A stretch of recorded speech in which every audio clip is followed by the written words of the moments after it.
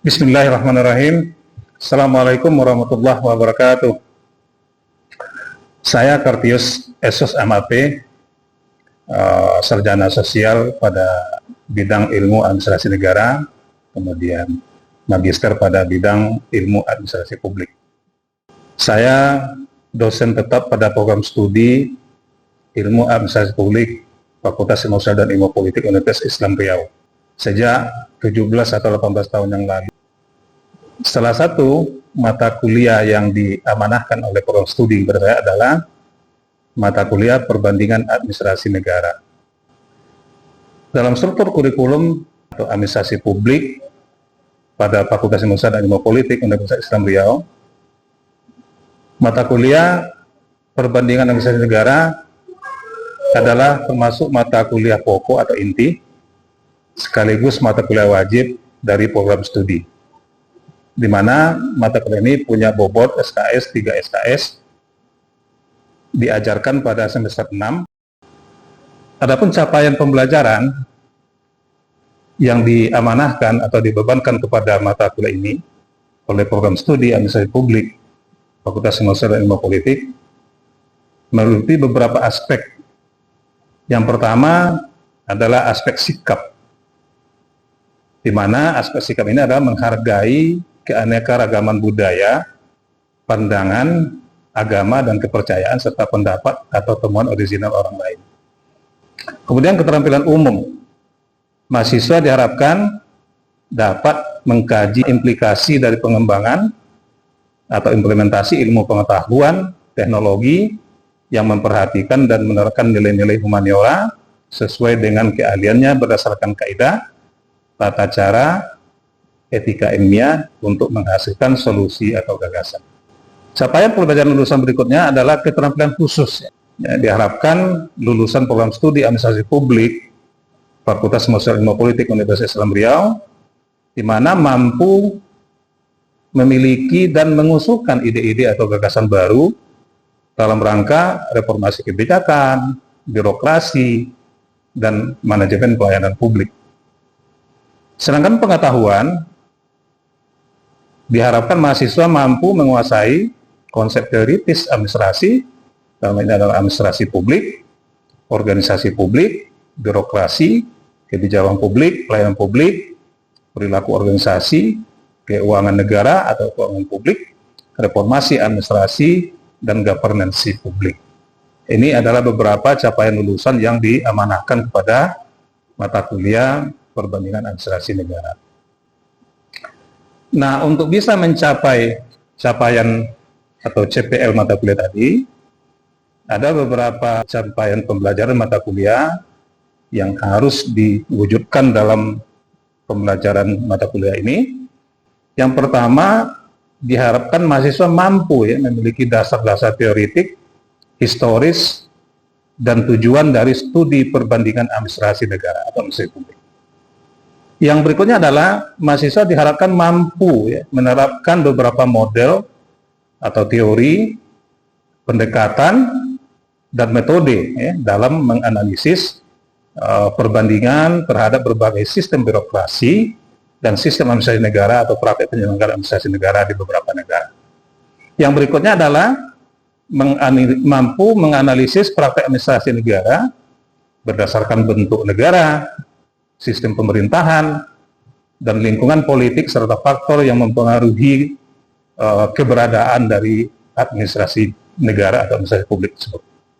Yang berikutnya adalah menyusun analisis atau mampu menganalisis kemudian menyusun berbagai perbandingan atas dimensi-dimensi atau aspek-aspek tata kelola publik di negara maju maupun negara berkembang.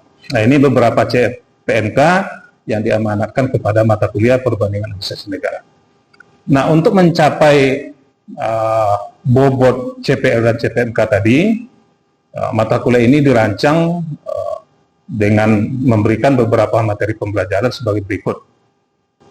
Dari materi pembelajaran tadi, kemudian akan disusun dirancang dalam suatu rencana pembelajaran selama 1 semester, dirancang untuk 14 kali pertemuan.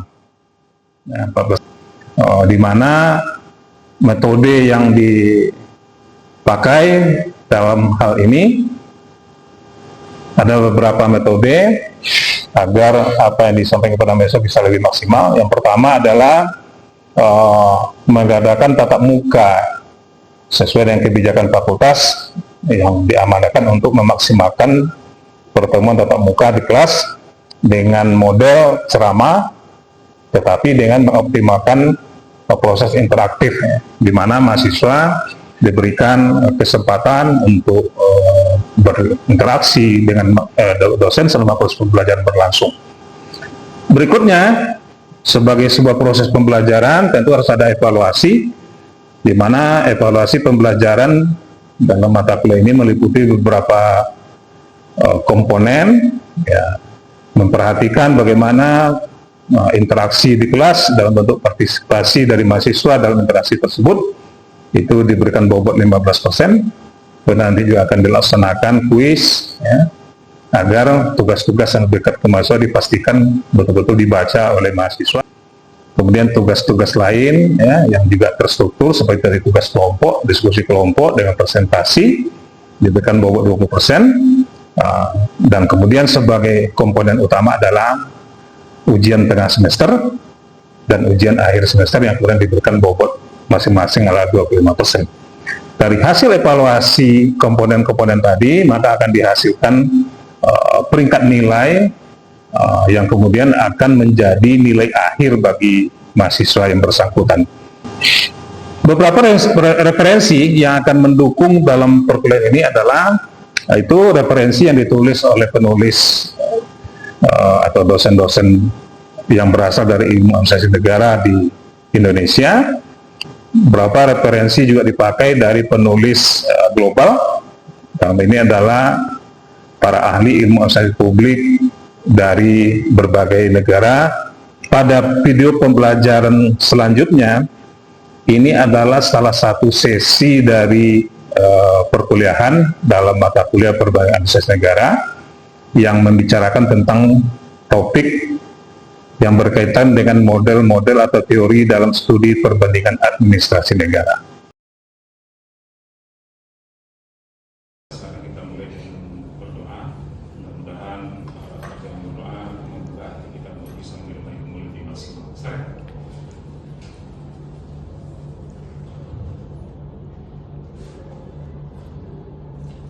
Baik, terima kasih. Kita absen dulu. Di Febiani, Pak Lem, ada hadir Pak. Iya ada. Aulia Fajrina, ada. Pembahasan kita itu adalah model atau teori ekologi dalam studi perbandingan administrasi negara.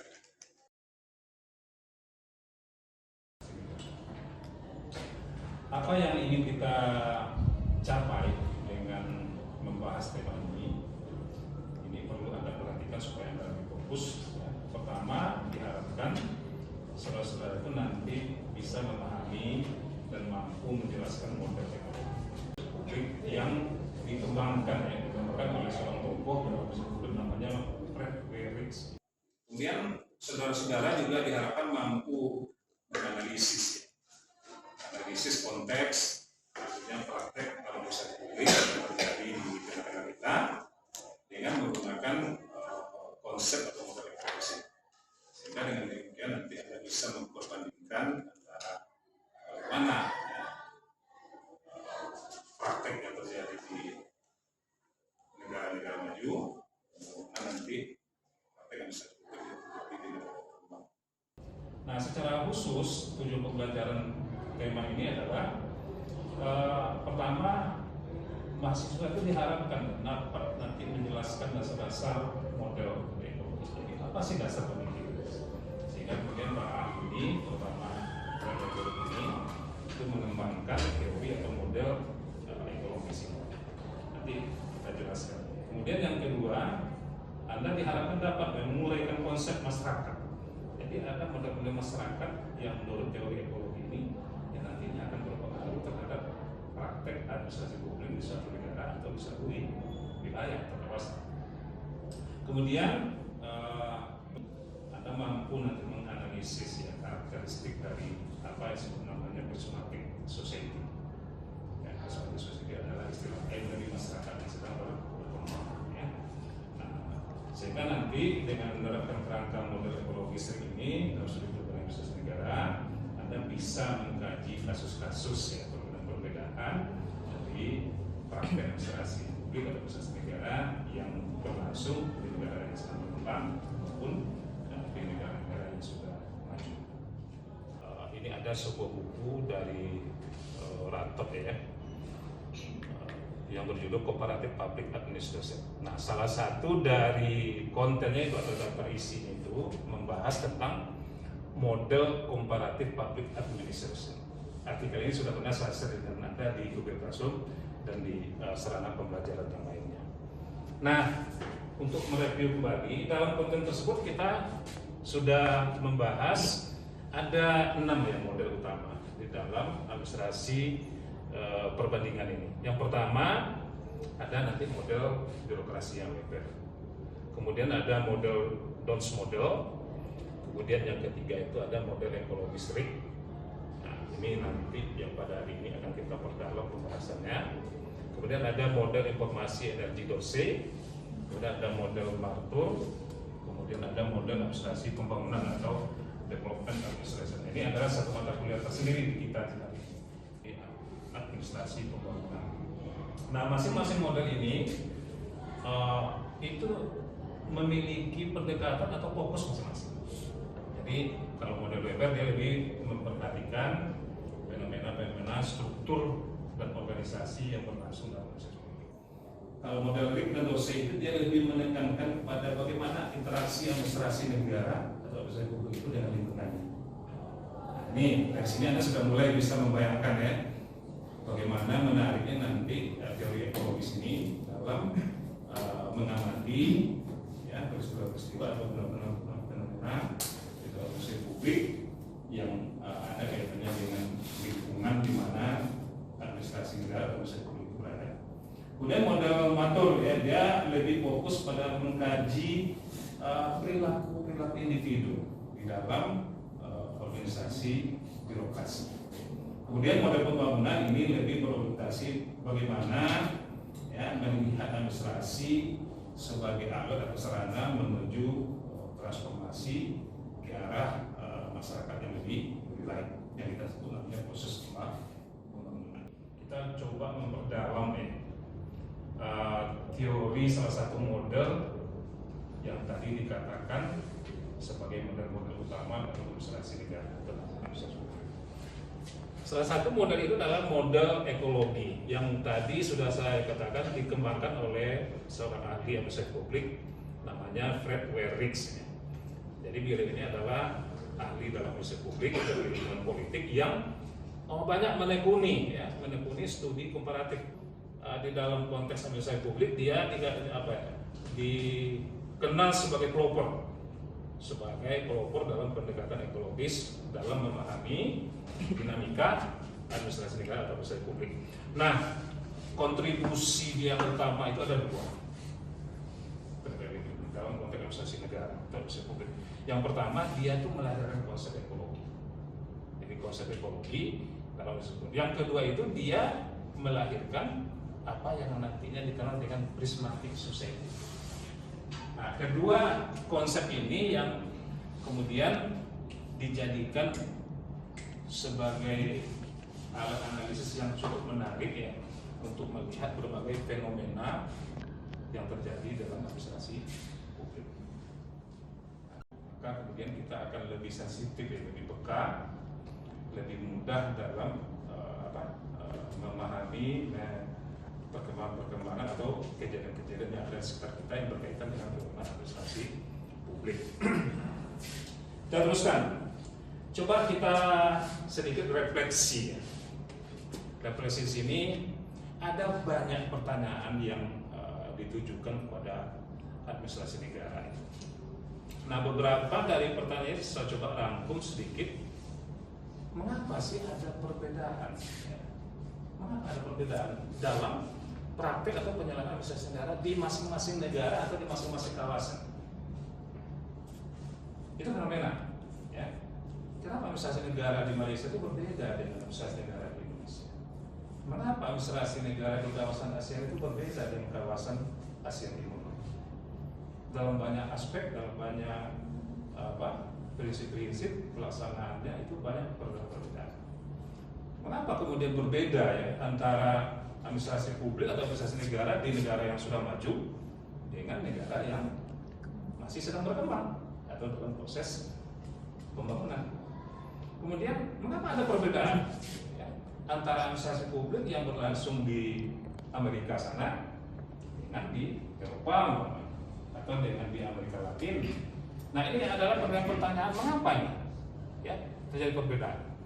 Kemudian yang berikut lagi yang juga menarik untuk kita bahas, mengapa birokrasi di negara berkembang itu sering terjadi gap, kesenjangan antara praktek dengan apa?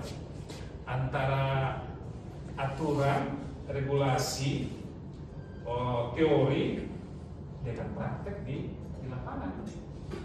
Jadi itu sampai ada anekdot gitu ya, itu kan teorinya gitu. Padahal sebenarnya dalam praktek administrasi publik yang baik itu bagaimana apa yang dikatakan teori, apa yang disebutkan di dalam aturan semestinya itulah yang harus dilaksanakan di lapangan. Nah, ini pertanyaan-pertanyaan seperti ini sangat perlu kita jawab ya.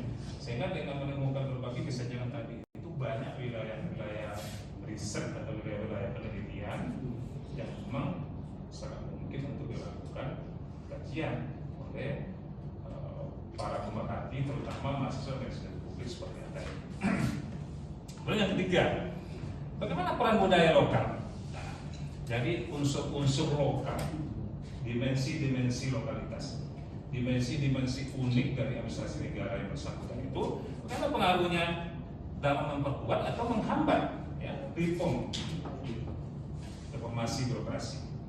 Reformasi birokrasi ini artinya bagaimana upaya untuk perbaikan birokrasi atau administrasi publik atau administrasi negara. Ada nggak pengaruhnya? Ya, aspek-aspek lokalitas, dimensi lokalitas. Nah, ini yang terakhir adalah untuk konteks kita Indonesia. Apakah Indonesia itu masih termasuk masyarakat yang tradisional kan? Atau masyarakat yang sedang berubah, yang disebut dengan prismatic society? Atau kita sudah masuk atau melangkah ke masyarakat yang dikatakan sebagai masyarakat modern? Nah, ini untuk bisa memahami ini, salah satunya nanti kontribusinya adalah konsep modern ekonomi.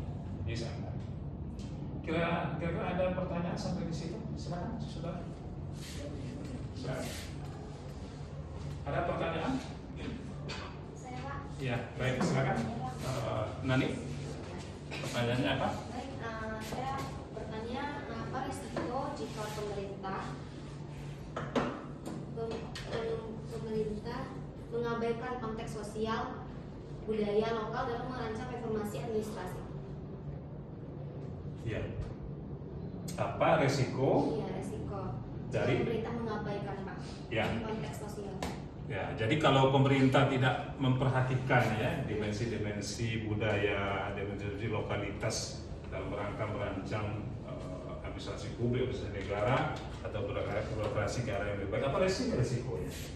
Apa resikonya? Nah, ini nanti yang sebenarnya adalah substansi kajian dari aspek ekologi, ya, aspek ekologi.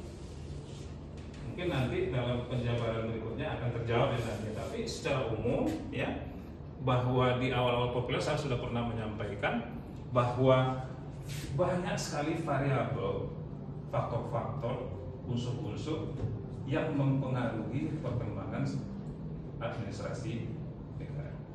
Bahkan ada ahli yang mengatakan hampir-hampir tidak terbatas variabel yang berpengaruh terhadap perkembangan administrasi negara.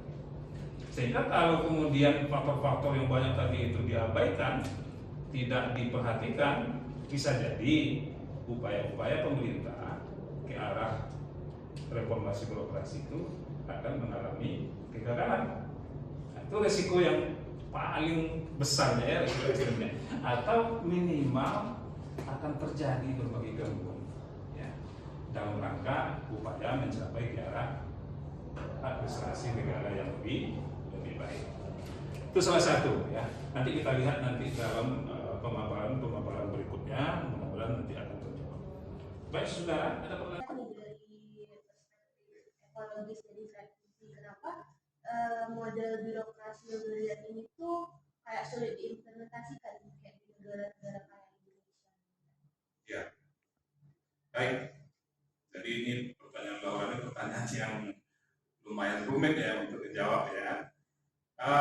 Coba kita lihat dulu dasar-dasar pemikiran dari model teori ekologis sambil nanti kita menjawab apa yang dipertanyakan tadi oleh Laura.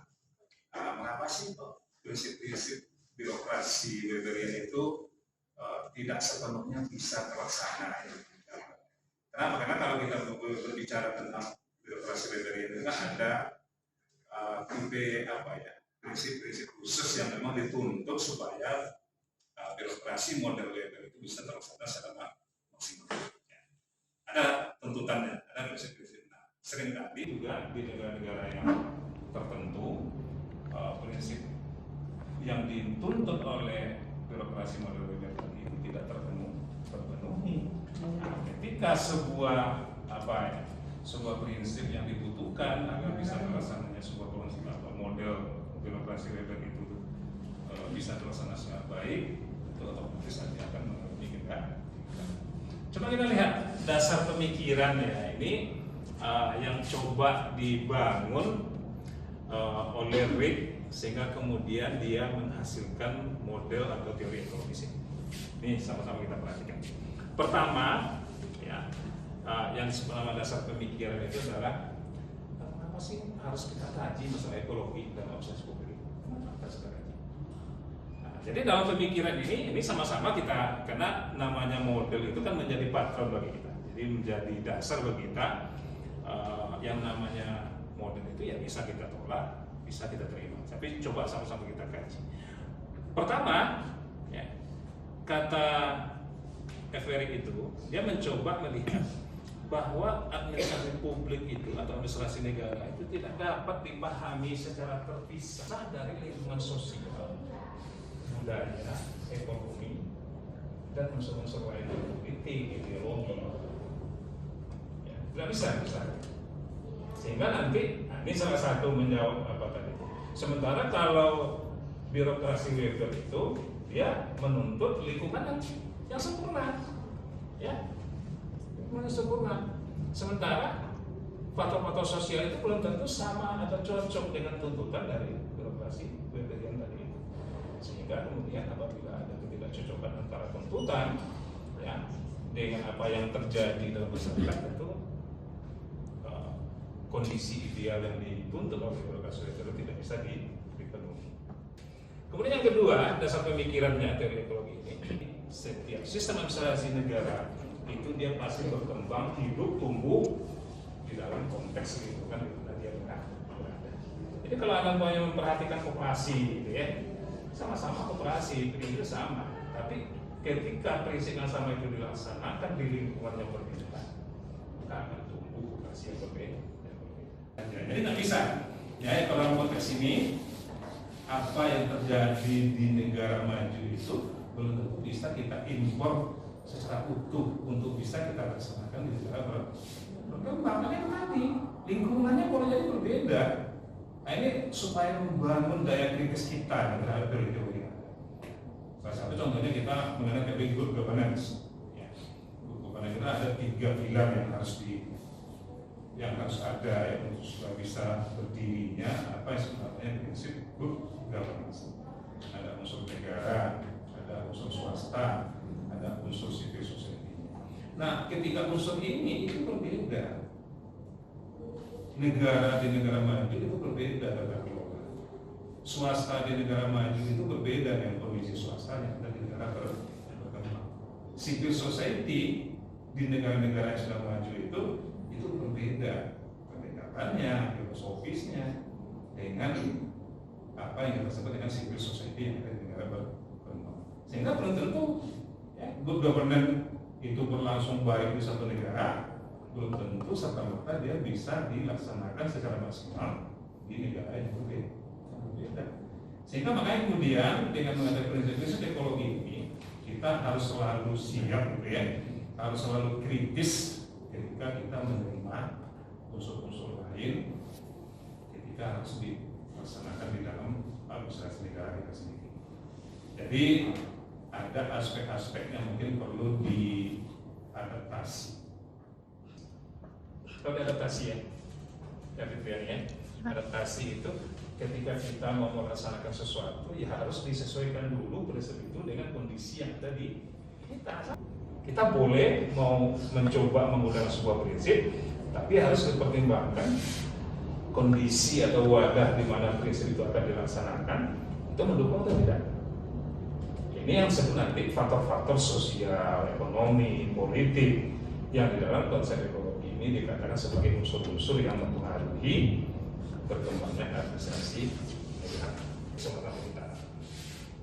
Maka tadi di awal sudah kita singgung, yang mempengaruhi administrasi publik itu atau sistem administrasi negara itu boleh dikatakan tidak terbatas. Jadi Anda boleh melihat apa saja faktornya sedang ya, ketika Anda memperhatikan satu aspek atau satu unit dari kajian Anda, ya, umpamanya Anda penelitian di satu dinas, itu akan berbeda kondisi-kondisi yang mempengaruhi dengan dinas yang lain. Nanti umpamanya contoh kita di tingkat baru umpamanya, ya, ada dinas-dinas yang sangat inovatif, ada dinas-dinas yang inovasinya rendah. Nah, itu pasti ada hal yang mempengaruhi di situ. Kalau sebenarnya tuntutannya sama gitu ya, bahwa birokrasi itu harus inovatif. Tapi kemudian tidak serta-merta semua dinas atau OPD itu bisa melakukan inovasi. Karena pasti ada mungkin ya berpengaruh ke dalam anggaran, mungkin berpengaruh ke dalam kepemimpinan, mungkin berpengaruh ke dalam kualitas sumber daya yang tersedia, kemudian akan mempengaruhi nanti terhadap teknologi yang tersedia, mungkin juga mempengaruhi jaringan-jaringan sosial, gitu, konflik, harmoni, itu semuanya harus kita perhatikan supaya sebagaimana disampaikan oleh Erik dijadikan sebagai alat untuk menganalisis bagaimana sih kira-kira birokrasi yang ada di negara maju, ya, contohnya di situ Jerman, Kanada, Amerika, namanya. Nah, bagaimana pula nanti negara? Kenapa? Karena ada faktor yang berbeda dari antara negara maju dengan negara yang sedang berkembang. Di negara dengan faktor-faktor yang sudah sesuai dengan negara maju tadi itu, maka akan berkembang administrasi negara yang maju. Tapi di negara-negara yang sedang berkembang, di mana masih tumbuh bahkan didominasi oleh nilai-nilai tradisional, maka birokrasi yang tumbuh di sana pun itu akan sesuai dengan kondisi masyarakatnya, yaitu masyarakat yang masih bersifat tradisional. Demikian, terima kasih atas perhatian Anda. Mungkin ada pertanyaan sampai situ? Silakan. Masih ada? Silakan. Ada? Sudah nggak ada? Baik, saya kira itu. Terima kasih. Wabillahi taufiq wal hidayah. Assalamualaikum warahmatullahi wabarakatuh. Waalaikumsalam warahmatullahi wabarakatuh. Oke. Cukup ya? Cukup, Pak.